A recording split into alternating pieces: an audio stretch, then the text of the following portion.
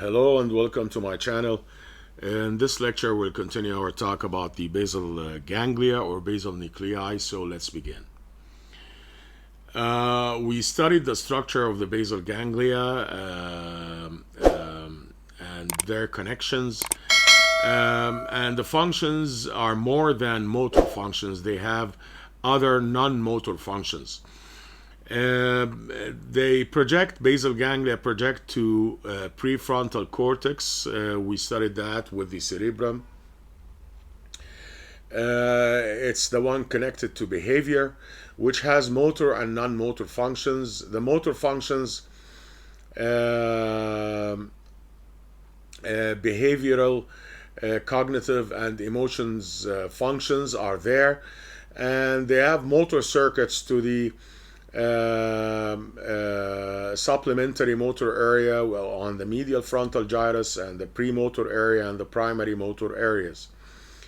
Now, the non-motor or prefrontal functions carried out through the caudate nucleus, like the oculomotor circuit, the area 8 in front of the primary motor area.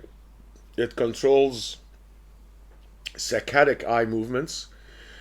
Prefrontal circuit anterior to area 8 includes Broca's of the left side. Broca's, as you know, it's the area for the speech.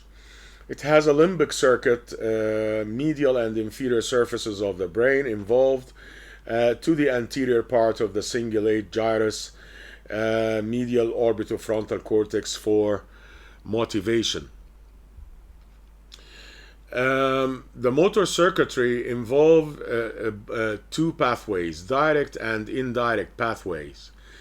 Direct pathways end up in facilitating the movement. Indirect pathway ends up with inhibition of the movements. The circuits start by the cortex to the striatum, the anterior parts of the putamen and the globus and the thalamus and the caudate nucleus, and ends by the thalamus to cortex.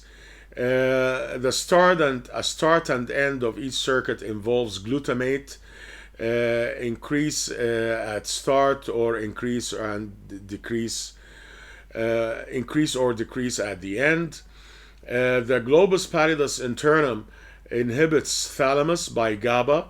Globus pallidus externum inhibits subthalamus by GABA, and the subthalamus stimulates globus pallidus internus by glutamate.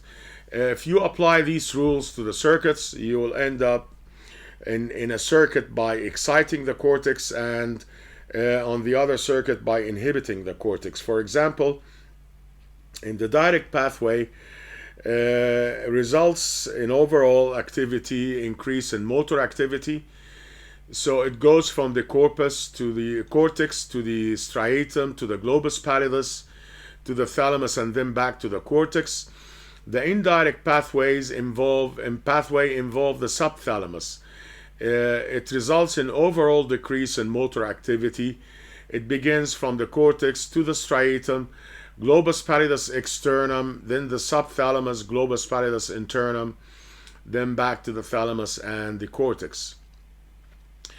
Both pathways affected by the substantia nigra compacta through D1 receptors that end up in facilitating the movement through nigrostriatal fibers to the striatum, and D2 receptors that inhibit the movements through nigrostriatal fibers to the striatum. So it's the balance between the stimulation of the D1 and the D2 receptors that results in the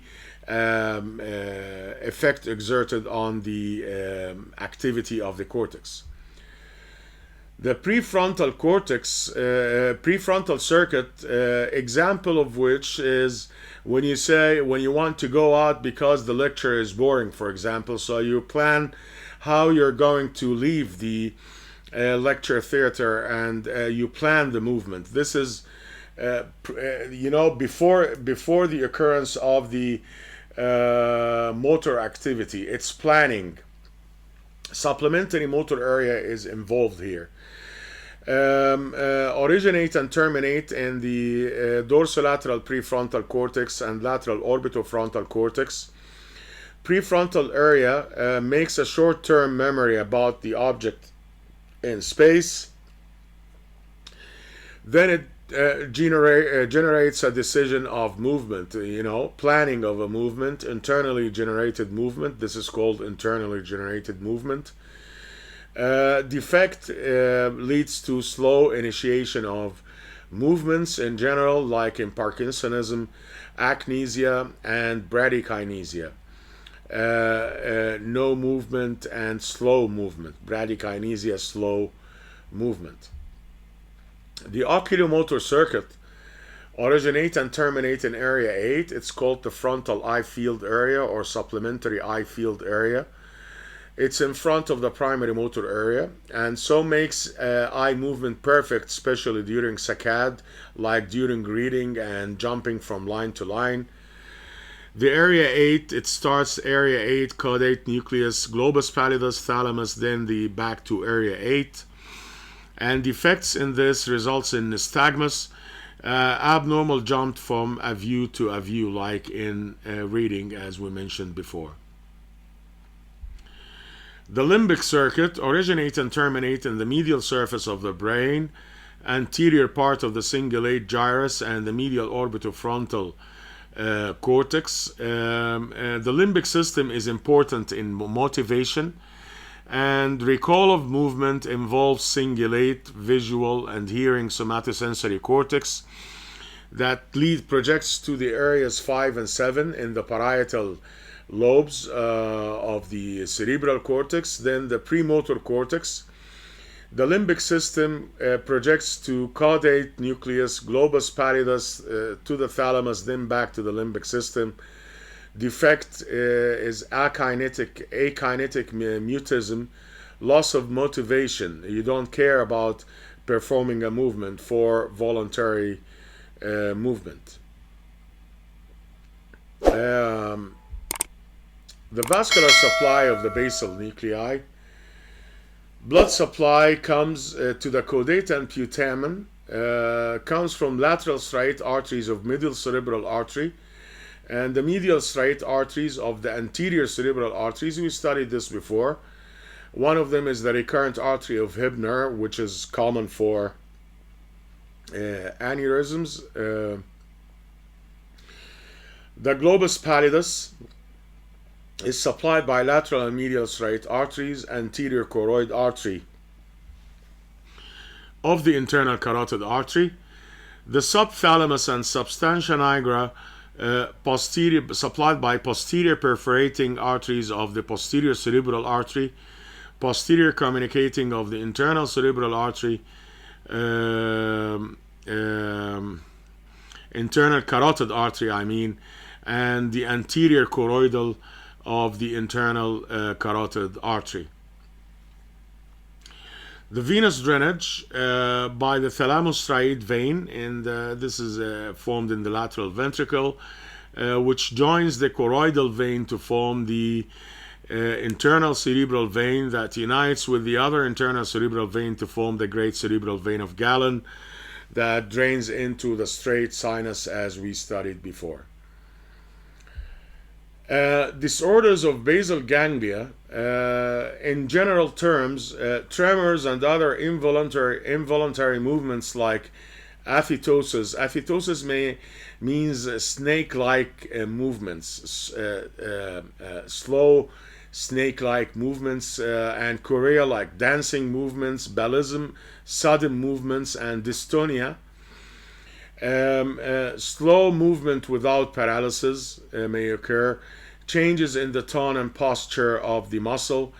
Cognitive disturbance. Agnosia, cannot know the surrounding persons, and dementia.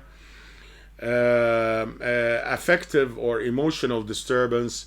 Patient doesn't react emotionally to anything. One of the disorders is Parkinsonism. It's a common disease, a famous disease. Parkinson's disease. It's of unknown etiology. Results in unilateral tremors that becomes bilateral, and the patient assumes a semi-flexed posture, and the shuffling gait, like always dragging his feet on the ground, shuffling gait, rigidity all over the body. There's neurodegeneration that progresses slowly, bradykinesia, a slow movement, slow execution of movement, akinesia, slow initiation of movement also, decrease in dopamine, 5-hydroxytryptamine, which is serotonin, and norepinephrine neurotransmitters. Lesion in the substantia nigra may extend to ventral tegmental area in the midbrain, which uses dopamine, leading to dementia, loss of memory, language problems, and problem-solving abilities and thinking abilities. Tremors and rigidity due to imbalance between the nigrostriatal dopaminergic system and the intrastriatal cholinergic system, and the GABA ergic system, means there is loss of balance between different electrolytes in the brain and the basal ganglia. Hemiballism or hemiballismus involves half the body. Ballism means movement starts and cannot stop. It's a disease of the subthalamic nucleus, not neurodegeneration, but vascular problems like a stroke, for example. It assumes rapid, spontaneous, vigorous movement in the opposite side of the body, involves also hypotonia in the opposite side of the body, and damage to the subthalamic nucleus leads to no excitation of a globus pallidus internum by glutamate. Depression of globus pallidus internum leads to decrease GABA to the thalamus, overactivity of the thalamus that leads to increased activity of the cortex. Tardive dyskinesia, it's an uncontrolled movements induced by doctors in face and tongue. Induced by doctors means due to prescription drugs, because the doctor cannot estimate the exact dosage required to correct the imbalance in the patient. Since dopamine decreases in Parkinsonism, dopamine receptors are hypersensitive to dopamine, and agonists like L-methyl-dopa, for example.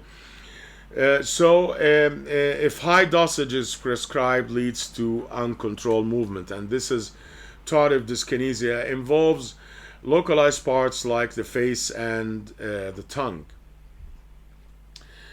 Last disorder is the Huntington's disease or Huntington's chorea. Chorea, and pardon the typo here, not cornea, chorea, means dancing movements, genetic autosomal dominant trait, and degeneration of the intrastriatal fibers, so decrease of cholinergic of acetylcholine, degeneration of striatopallidal fibers from the striatum to the globus pallidus, that leads to decrease in gamma aminobutyric acid, decrease in acetylcholine, glutamate, and GABA. It's decrease in almost all of the neurotransmitters involved. Decrease of acetylcholine in the cortex leads to dementia. There is also hypertonia. Decrease in indirect circuit leads to less inhibition of the globus pallidus externum. So over-discharge of the globus pallidus externum leads to inhibition of the subthalamic nucleus, which leads to decreased glutamate to globus pallidus internum. So less inhibition to thalamus, and finally hyperactive cortex, as we studied before in the two pathways, the direct and indirect pathways involved in the control of basal ganglia of the motor activity. I hope you got the maximum benefit from this lecture, and thank you very much for watching.